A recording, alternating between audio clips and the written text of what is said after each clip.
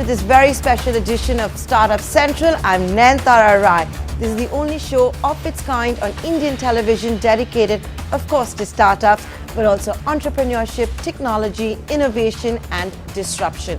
Stay in touch with us, ladies and gentlemen. Our email address right on top, suc@etnow.tv. You can also reach out to me on Twitter. The Twitter handle is below. An exciting show lined up for you over the next 60 minutes. Today, the King of Sweden is in New Delhi. He's got a large delegation with him, firming up plans on how India and Sweden can do a lot more business together. Which brings me to my first interview today on the show. I'm calling this company a disruptor. That's a segment here, and a very special interview with the big boss of the Swedish giant IKEA, the India head. Hi Peter, thank you so much for giving us this interview. Thank you for being here.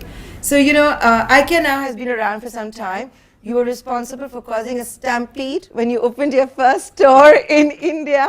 But since then, how has it been doing business? What can we expect going forward? I think it's very interesting the way you're looking on that, because we are here very humble in India. Although we are a very big company when it comes to IKEA, and a lot of people know us around the world, not so many people from the many people in India.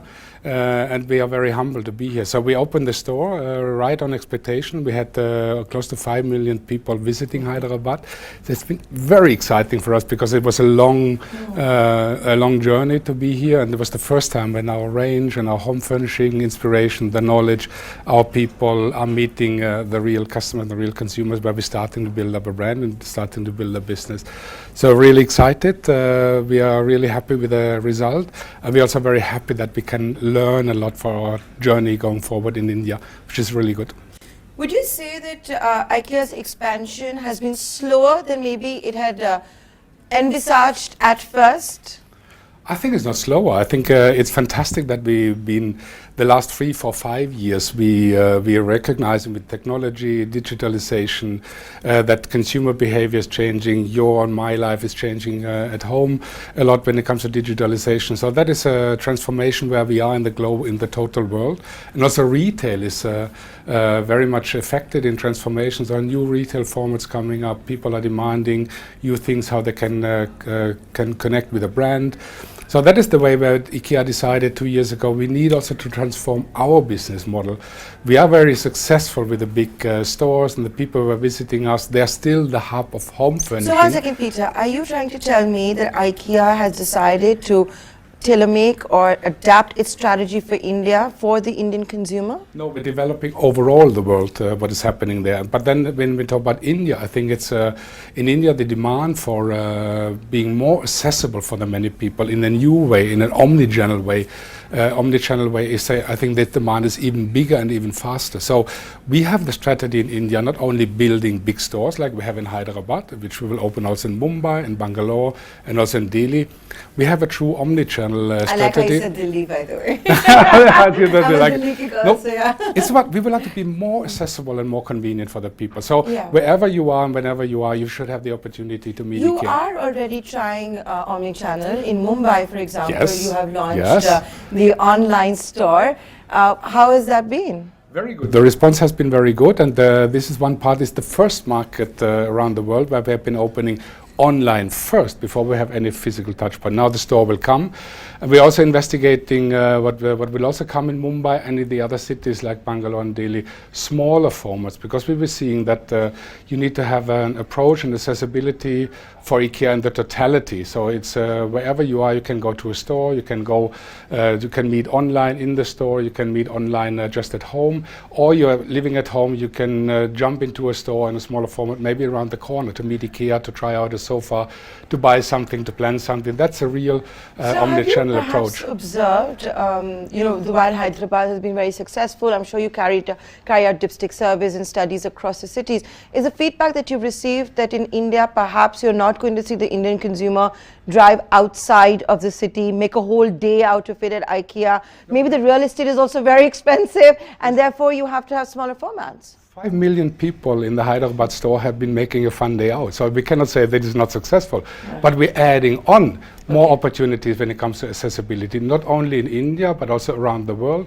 especially in the bigger cities. We see that traffic, more urbanization. So the challenges in the bigger cities to move out and to spend to turn around, I think they are increasing. So that's common in the big cities around the world, and the three big cities, Delhi, Mumbai, and Bangalore, they belong to that. So this is why we're also moving into the omni-channel right now, also in the big cities in India. So when will the brick and mortar Mumbai and New Delhi store open? We will have now, Mumbai is now coming, so also including smaller formats. Now we are under construction. What is small, by the way? I think small, okay, I will explain you. definition might be different. It's, they are, for example, between 5 and 10,000 square meter belong. Square meter or square feet? Square meters. Okay, so that's square huge. Feet would be a bit small. Yeah. So that's an opportunity. You can already call it a smaller store. And also other meeting places, so maybe even smaller formats where you can just jump in and say, I would like to order something, I would like to, can somebody help me with the planning of a kitchen, can somebody help me with the planning of a living room? So that is also a part that, that's the the interior approach. designing you're going to get into. Yes, and maybe someday we will visit you at home for interior design. We will visit you at home, and either we do it online together, we do it with virtual reality together, or we will meet you at home so we can plan your home at home. All is possible in the future. This is the way we'd like to see, how we'd like to be accessible with our home furnishing knowledge for the people. So how much in the future? I've asked you what small store format means. Now tell me how much in the future. We're not counting on figures. It should be this kind of store. It will come, whatever is an opportunity. It's also what we say, we are trying that out. So we try that out, we will learn about that. There's an opportunity to do that. We learn, we increase, we go to other cities, we discovering new formats. We are now here to learn, and in the transformation also IKEA will learn a lot for the future. We need to transform, being more accessible for the many people, more affordable for the many people. This is where we are heading for, and this is why we have been the strategy of transformation. Be agile, adapt, and move along, and not having a plan already for 28. I think nobody can predict what is retailing in 2028, in 10 years from now. I'm going to ask you this one question, and the reason I thought of this question was because it comes from the back of personal experience. I'm setting up a home, and I went on the website and I said, I want this, I want that, I want that. And when I went, I said, we cannot deliver to you. And I remember thinking, gosh, we're in 2019 and IKEA is in India and telling me it can't deliver to the national capital. If I'm thinking it, I'm sure a lot of people are thinking it, not just here, but in Kolkata or in Agra, the smaller cities. What's going on, Peter? We are in 2019. We have a booming logistics business. Why aren't you delivering all over? I would love to deliver to you tomorrow, so that is an opportunity. No, when I say me, I'm using this figuratively to talk about markets you're missing out on. Yeah, they have different reasons. One reason, you need to build an infrastructure of supply and delivery. You have to have warehouses everywhere? We need to have warehouses, yeah, because that is one part. You need to build the service infrastructure. You cannot just build it up, because we have a certain demand when it comes to how you would like to meet IKEA. It's a standard of quality, it's a standard of how we'd like to deliver precise. The product should be there, so we're not just crashing something out and give it to somebody to do our business. We'd like to do that by our own with good partners, so it takes a bit of time to develop that. And we just opened last year in Hyderabad, so that is where we were starting. 5 million customers. And we are here for the long term and not for the short term, and I'm quite sure that how much are you going to invest in India, and what kind of a job creation can we see from IKEA? I think in 8 to 10 years from now, we're talking about 15,000 people in India, and then the good message also will be at least half of them will be women in our business. There will be different jobs when you talk about transformation, when we talk about digital, when it comes to new services. So that is the plan overall in the coming 10 years. And then we are long-term committed in India. We're not here to do a short-term business and then understanding. Because that was part of your application to the government as far as getting the FDI approval. Yeah, but it's important to understand that. So for now, we are committed the coming years to invest 1.5 billion euro. And that's a big amount. I think we are one of the biggest single investors in India for that part, and it will be even more because we will increase the business. There will be more investments coming when it comes to sustainability, renewable energy. We are investing also in companies closer to our business. So there's a lot of energy from IKEA perspective also to do that in India. But we don't want to do that too fast. We want to have it first time right in the beginning. Sustainable scale up. Yes, a sustainable scale up. Yeah. So with 5 million customers in the first year itself, a dream brand looking omni-channel, looking at new cities, etc.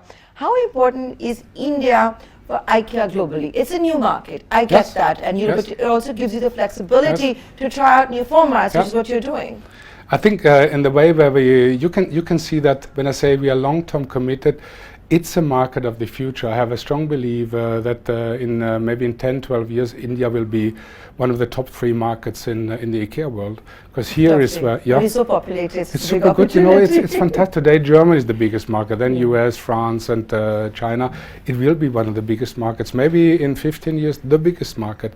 Dynamic economy, growing 1.3 billion people, young population, which is fantastic. Totally opposite of what you have in the most of the other countries where the population is more aging. Here you have the young population growing up, your needs of the young population moving together, new ways of living together. So there's a big need of home furnishing, what we can see, and we have that inspiration for the people about people's life. It's about people's life at home where we're dedicated to, and not so much selling furniture. We like to sell really a better life at home for the many people. It's a lifestyle that you. It's a lifestyle what we're doing, yeah.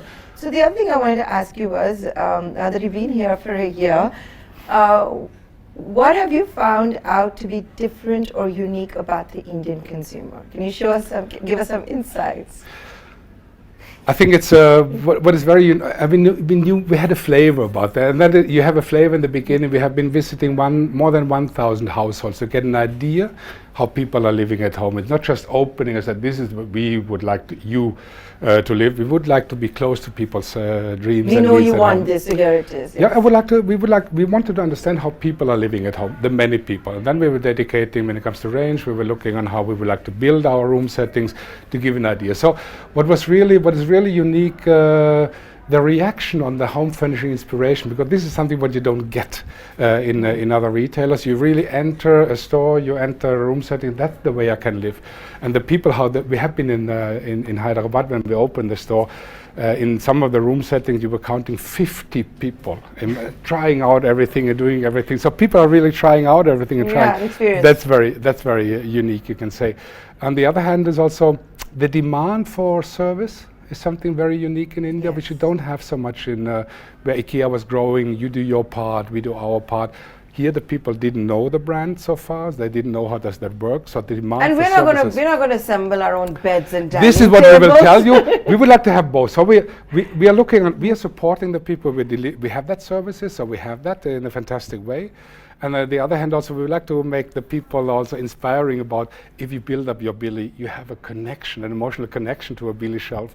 And that's what you would want, but has it happened? Because I don't think it's going to happen in a long time. Yeah, good. But the tie with Urban Club for doing the do-it-yourself part of it, how has that panned out? Are you looking at tying up with other Indian startups during the IKEA journey in India? Yeah, we are looking at many opportunities there, but the example Urban Club is something where we would like to integrate. We don't want to be a competitor to something else. We like to integrate and benefit the society where we're doing business. So society, whoever is operating, that should benefit from what we are doing. So there's one part that we are increasing the interest for home furnishing, but we're increasing a need for services. And Urban Club is a fantastic opportunity for local carpenters to benefit from the business what we are doing while they are offering assembly service at home on an affordable price in a very good way. So that's super. Can you tell me which categories have done very well in India? Yeah. Surprisingly good mattresses. Okay. Very good, because I know that Indian people, I was very surprised in the beginning, very hard sleeping there. So they have good backs. Yeah, good backs. So mattresses, also locally produced mattresses. Sofas are very successful. Children's IKEA for sure, because it's living with children. So children's IKEA is very successful. Decoration is very good. So what's not good? Everything is so. You have I think we are happy. Anything that surprised you, like not surprised you, shocked you, saying that I thought this would do well, but it didn't do well. So the lessons that you learned. I think people are a bit more careful when it comes to the complex systems, you know, when they talk about storage systems, because it's not about that they don't dare about that, but it's more how to explain that this is not just a ready-made part what you're buying, but you can plan and do it by yourself, or you get support so you can have a complete solution when it comes to living room storage, when it comes to kitchen. Pax is very successful. Do you know our wardrobe system? Especially very good for if you have a lot of clothes to store. So that is this is successful. It's more to explain and to give the needed service for the people there. So I think we are very happy with the overall performance. And then you have some learnings good and some learnings we need to do something else. So in the I want to also ask, you know, you've been in India for how long personally? 2 years. 2 years. Have you tried out Urban Ladder, Pepper Fry, Forlenco, your competitors? Not tried out, but going there to be a customer and then understand what is the service, what is the quality of the goods. So this is for sure what we're doing. Yes, this is belongs to the business. Yeah. So do you think they're up the notch? Like, do you have to watch your back? No, I think, you know, I'm happy about everybody who is working in the home furnishing sector, because I still, you know, it's about everybody has a new smartphone, everybody wants to have a car, so it's about technology. We're not competing to each other, so it's the one or the other. We would like to make home furnishing even more popular and increase the interest for home furnishing, so everybody who's working in that part is welcome, so that we increase that part. When it comes to, instead of buy a new sofa instead of a new smartphone that remains a little bit longer maybe. That is. Have you ever considered inorganic growth, or do you want to grow only organically? What do you mean with M&As, mergers and acquisitions? Have you ever thought of doing that, or do you think you want to just grow organically in India on your own? We would like to grow, first of all, on your own. But then again, when it comes to new retailing ideas for the future, working together with other partners, that might be something for the future, which we're not considering by ourselves. We are our own brand. We have our own products. We're also designing our products by ourselves. We're not buying from a fair, whatever. No. Because there's a lot of knowledge behind people's life at home. This is the product, what they need. It's about sustainability, good manufacturing. It has to be affordable. So we are a brand in itself, and we would like to remain our brand by ourselves and not so much being influenced by others. Have you had to localize your sofas, your beds? Yeah, absolutely. You've done all of that? So absolutely. When it comes to affordability, so this is a big demand in India. You're price conscious. Yeah, you have the very price conscious, so you have to have all price ladders in a very good place. And we have been localizing when it comes, especially when it comes to food and that kind of part, idli makers and other stuff. So we have been localizing, producing products in India for India. So that's something also what we are learning. And then we are now also we have been working a lot on humidity quality. So there's something when you in Mumbai or in other Asian countries, humidity is something what you don't have as a quality challenge in other countries.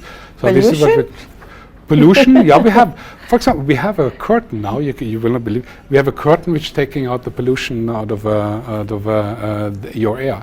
What? Yes, we have that. You can buy that in IKEA. You should have at least sold that in Delhi. That's fantastic. We will have out of the straw waste in Delhi. We are producing goods which we are selling worldwide. No, but I want to know about this curtain. I live in the world's most polluted city, right? Yeah, what is this curtain? We will introduce next year a curtain which is taking out the pollution out of in your room, not outside in the street. No, obviously, yeah. Absorbing. So it's like a curtain air purifier. Yes.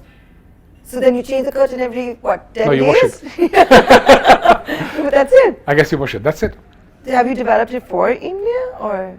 I think it's developed. You have a lot of cities around the world which have pollution challenges. So it's not just for Forest India. burnings and all Yeah, you have that all over the world. So I think it's quite good. I want to, before I wrap up this conversation, you had 5 million customers in Hyderabad.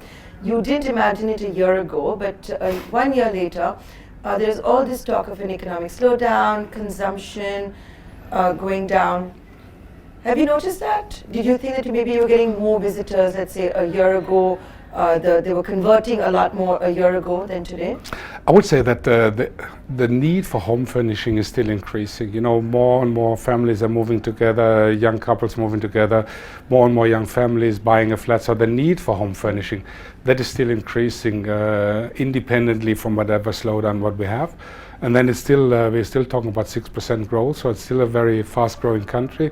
And the people who are moving into consumption, who can afford moving together, who can afford and invest in home furnishing, whatever, either it's a small part what you buy or it's a big part. So this market is still increasing. So home furnishing in itself is still a it's still a growing sector. So this is, I don't see that affected. On the other hand, with the offer what we have in it about affordability, I think it's a good time also for IKEA. The more people. Will you export from India? We are already exporting Okay. from India. We have since 30 years. We have production in India, a lot of textiles. So Are we're you already increasing exporting. that? We will increase that. So the plan is today we are on 20% local manufacturing of what we're selling in India.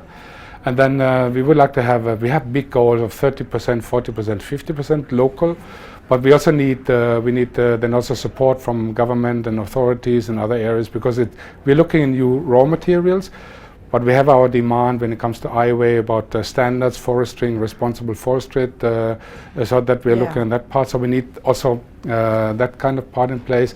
We're looking at new techniques of manufacturing. So India can also be a kind of a test lab and a test bed for us for new production, but we have big plans also to increase local manufacturing. But it doesn't go, the way we do it, it doesn't go overnight. You like to do it slowly and in a sustainable Yeah, it has way. to, certain things have to be in place. Peter, I noticed that you gave one idea, one example of how you've localized here, which is of an idli maker. Yes. You like idlis? Yes, I Clearly. like it. I like it. Does your appetite and Yeah. your taste palette matter to I already what you smell it. localize? But have you considered then maybe for whatever you localize here to sell to the large Indian diaspora that you have overseas? Has that ever been a consideration? Yeah, it will be in the future for sure. We would like to reach as much as people as possible in the future. That is more part of the infrastructure that we're building. But also when it comes to localizing, we would like to invite consumers and customers in collaboration. So what are you missing? What kind of range we can bring in? We would like to also, we have a fantastic project when it comes to local artisans. So women building a range for IKEA and then exporting that kind of part. So the collaboration between consumers, IKEA, suppliers, that will be one of the part of the future. So it will not be just IKEA, but it will be a societal integration and collaboration on developing us further. And with that, Peter, wish you all the right Thank you best. very Thank you much. so much for this Thank you interview. very much. And folks, take a short commercial break, but stay tuned. You're watching a very special edition of Startup Central. On the other side, we're going to touch base with Axel Partners, which has closed a sixth fund worth $550 million. Stay tuned.